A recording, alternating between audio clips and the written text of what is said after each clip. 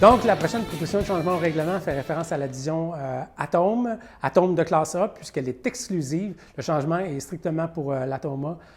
Fait référence à la notion d'erreur, la fameuse notion d'erreur qui est probablement mal comprise ou mal interprétée, où on a tenté de réécrire l'article pour simplifier le tout pour tout le monde.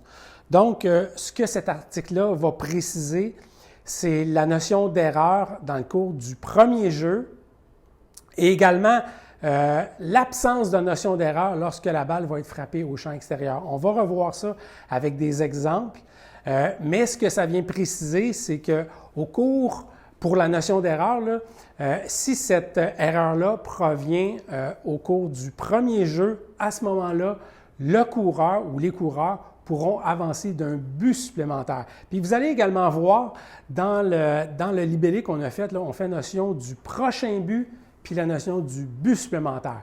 Le prochain but, c'est le but que tu peux tenter d'atteindre à tes risques une fois que la balle va être revenue à l'avant-champ en possession d'un joueur défensif.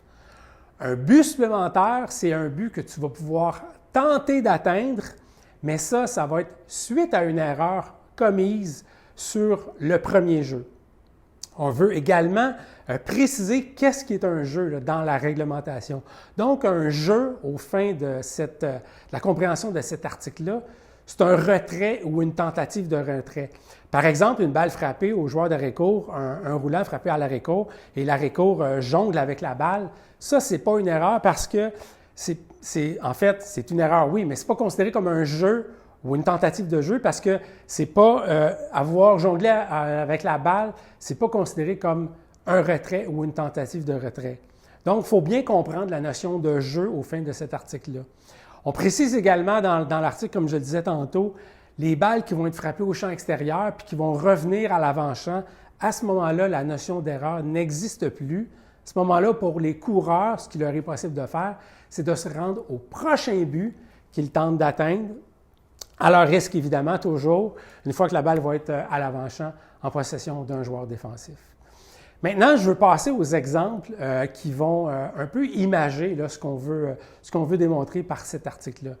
Le premier exemple qu'on va voir ici, en fait, c'est la tentative de double jeu. Donc, avec un coureur au premier but, balle frappée à l'arrêt-court et l'arrêt-court flippe la balle au joueur de deuxième but et le relais est erratique. Donc, tous les coureurs sont saufs. À ce moment-là, les coureurs pourraient tenter d'avancer d'un but supplémentaire au but qu'ils ont déjà atteint, évidemment à leur risque, puisque l'erreur est survenue au cours du premier jeu. Donc, ce n'était pas sur le catch du joueur d'arrêt-court, c'était sur sa tentative de retrait qu'il a effectué au deuxième but qu'une erreur a été commise. Donc, à ce moment-là, les coureurs pourraient avancer d'un but supplémentaire.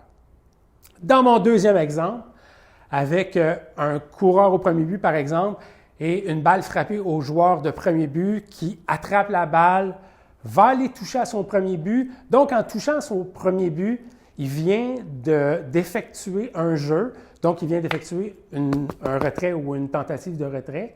Et à ce moment-là, toute action que le joueur de premier but va faire subséquente n'est plus sujet à la notion d'erreur et au fait que le coureur pourrait prendre un but supplémentaire. Donc, le fait que le joueur de premier but se tourne et lance la balle vers le deuxième but pour tenter de retirer le coureur, bien, à ce moment-là, si le coureur est sauf ou si le joueur de premier but fait un lancer erratique puis la balle s'en va dans le champ, bien, le coureur qui était précédemment au premier but ne pourra pas aller au troisième but, devra terminer sa course au deuxième but.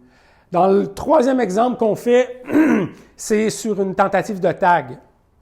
Donc, avec un coureur au deuxième but, la balle est frappée au joueur d'arrêt-court, le joueur d'arrêt-court capte la balle, tente d'appliquer la balle sur le coureur, mais finalement, le coureur est passé juste avant que le joueur d'arrêt-court tague le coureur qui est au deuxième but, puis qu'ensuite, le joueur d'arrêt-court fasse un relais au premier but pour tenter de retirer le frappeur-coureur.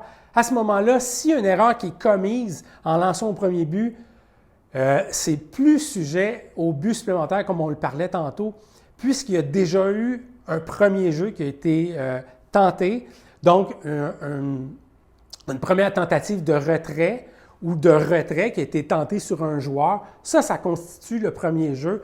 Le fait de lancer de façon erratique au premier but n'amènera pas la notion de but supplémentaire qui pourrait être tenté d'atteindre par les coureurs. Mon dernier exemple, c'est évidemment sur une balle frappée au champ extérieur.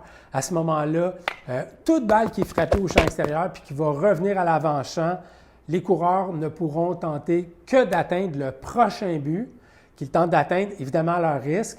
Encore là, comme je le précisais tantôt, la notion d'erreur n'existe plus puisque la balle a été frappée au champ extérieur, donc elle a été jouée par un voltigeur, donc la notion d'erreur n'existe plus. Donc, en résumé, on a parlé de jeu, de premier jeu, puis on a fait l'explication qu'un jeu, c'est un retrait ou une tentative de retrait. On a précisé le prochain but par rapport au but supplémentaire. Un but supplémentaire, c'est un but que tu peux tenter d'acquérir à la suite d'une erreur, mais strictement sur un premier jeu, alors qu'un prochain but, comme on le précise, c'est le but que tu tentes d'atteindre, mais avant que la balle, c'est-à-dire qu'une fois que la balle est revenue à l'avant-champ en possession d'un joueur défensif.